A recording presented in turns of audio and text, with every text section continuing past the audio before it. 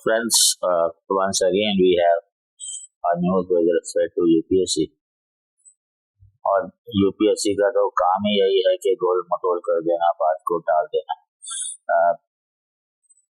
UPSC members, they have also come from the same way you are entering, पर वो इतने स्टबबॉर्न हो चुके होते हैं कि अपनी किसी भी बात को नहीं मानते, और इधर भी वकील होते हैं, उधर भी वकील होते हैं, पॉलिटिशियंस भी सारे वकील होते हैं।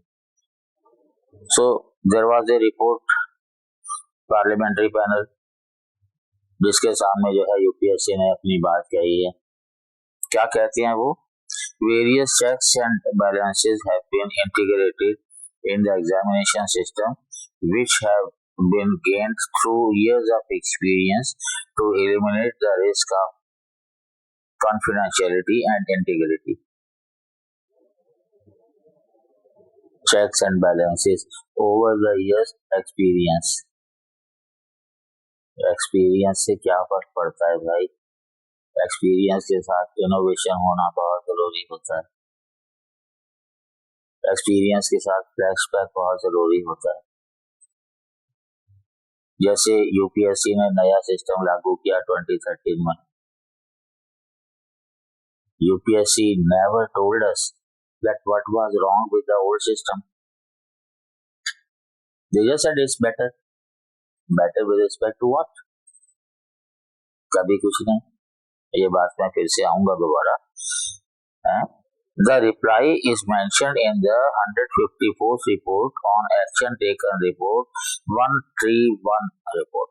131st रिपोर्ट का जो रिस्पॉन्स है वो 154 रिपोर्ट में एंटर किया गया है। तो कितनी सीरियसली लिया गया है इशू को, और टाइमिंग भी नहीं दी गई। The gap between the three phases of exam has been within a range of around 2.5 months to 3 months। मतलब प्रीलिम्स और मेंस के बीच में 2.5 से 3 महीने का टाइम होता है, और मेंस के रिजल्ट और इंटरव्यू के बीच में फिर से 2.5 से 3 महीने का होता है। मेरे को एक चीज समझ नहीं आती कि ये 2.5 से 3 महीने का क्या लॉजिक है, यूपीएससी ने कभी बताया? प्रीलिम्स का रिजल्ट 10 दिन में दिया जा सकता है आराम से, और 1 महीने में अरेंजमेंट्स किए जा सकते हैं, क्योंकि हर साल तो करने हैं, इन एडवांस किए जा सकते हैं। और मेंस के बाद जो है रिजल्ट आने के बाद पिछली बार 3 महीने का जो टाइम दिया गया इंटरव्यू के लिए, क्या जरूरत थी उसकी? पहले तो नहीं होता था, और अगर किया तो क्या यूपीएससी ने क्या सफाई दी? अपने आप को ही सही, छोड़ो हमें।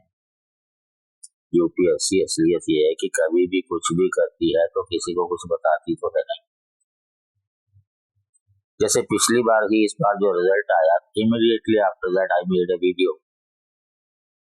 कि मेंस का कट ऑफ जो है इवन 45% से बिलो है। 50% से ज्यादा गिने चुने लोग हैं, नहीं के बराबर, और इंटरव्यू में स्कोर कर रहे हैं वो 75%। How it is possible? क्या यूपीएससी ने एक्सप्लेन किया? क्या यूपीएससी ने बताया कि इस बार ऑप्शनल्स में मेरी नजर में 2 को लोगों को छोड़ करके 300+ स्कोर क्यों नहीं आया? क्या यूपीएससी ने बताया कि इतना हाई स्कोर इंटरव्यू में क्यों दिया गया?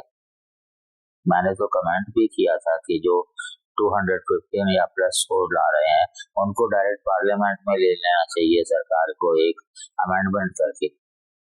इतनी स्ट्रॉन्ग पर्सनैलिटी कभी हो सकती है? ये तो सब कुछ लगता है स्टेज मैनेज्ड है बिल्कुल।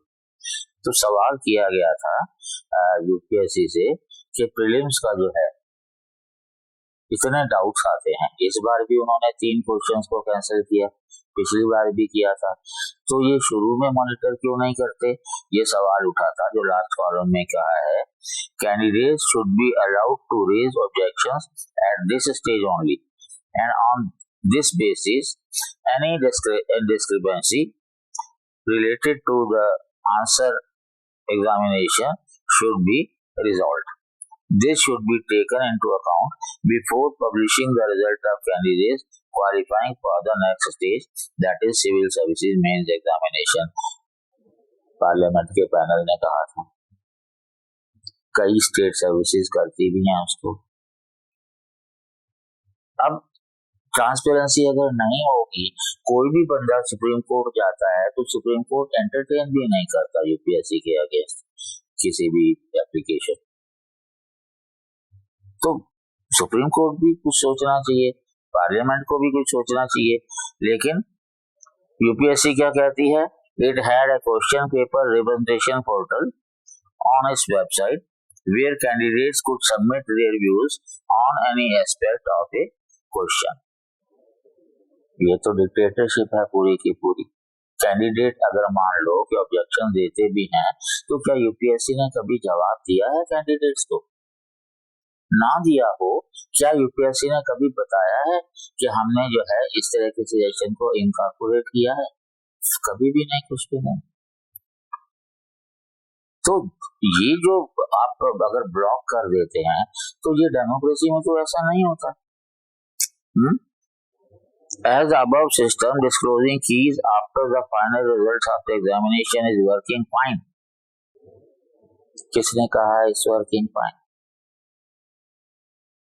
पार्लियामेंट को चाहिए, सुप्रीम कोर्ट को चाहिए कि मेक इट ओपन के इमीडिएटली आफ्टर प्रीलिम्स जो भी ऑब्जेक्शन है सेंड डायरेक्टली टू अस।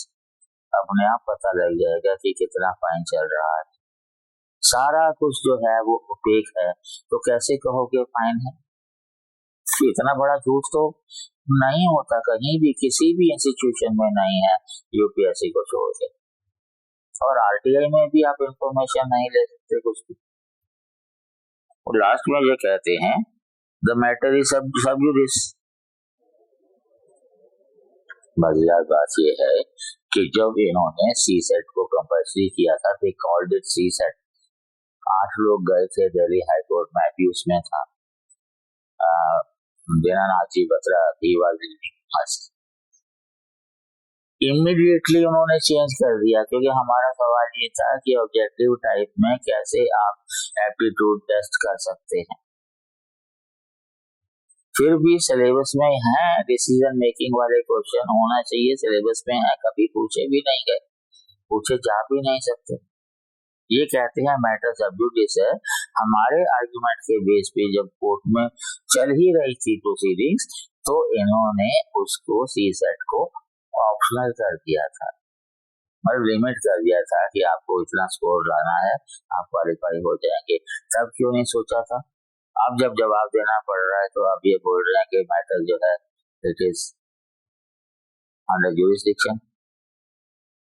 सवाल ये है कि यूपीएससी को कभी भी कैंडिडेट्स के बारे में जो है वो चिंता नहीं रही, और स्टूडेंट्स कभी भी एक होते।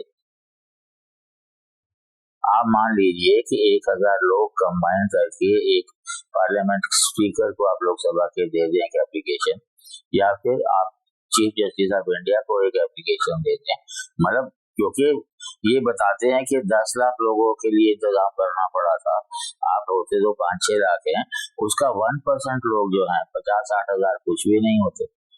दिल्ली में ही इतने लोग रह रहे होते हैं हमेशा। If they join together and make a writ and send it to the chief justice of India, suo motu statement हो सकता है। यूपीएससी की दादागिरी जो है, मुझे नहीं लगता, बहुत लोगों का कैरियर इसी से खराब हो जाता है। मैं कभी भी यूपीएससी के हक में नहीं रहा, हालांकि मुझे नहीं लगता कि ये एक्सपीरियंस के बेस की बात कर रहे हैं। यूपीएससी के मेंबर्स का सारों का मिला के उतना एक्सपीरियंस नहीं होगा विद रिस्पेक्ट टू यूपीएससी जितना मेरा अकेले का है। मैंने हमेशा जाना है कि यूपीएससी ने क्या किया, लेकिन क्यों किया यूपीएससी ने कभी नहीं बताया। स्टूडेंट्स पे डिपेंड करता है, एस्पिरेंट्स पे डिपेंड करता है। यूपीएससी पोल खोलने में खाली एक रेट तो बनानी है, उसको सबमिट कर देना है, बहुत ज्यादा टाइम भी नहीं लगेगा। कोशिश करो एक बार। Thank you.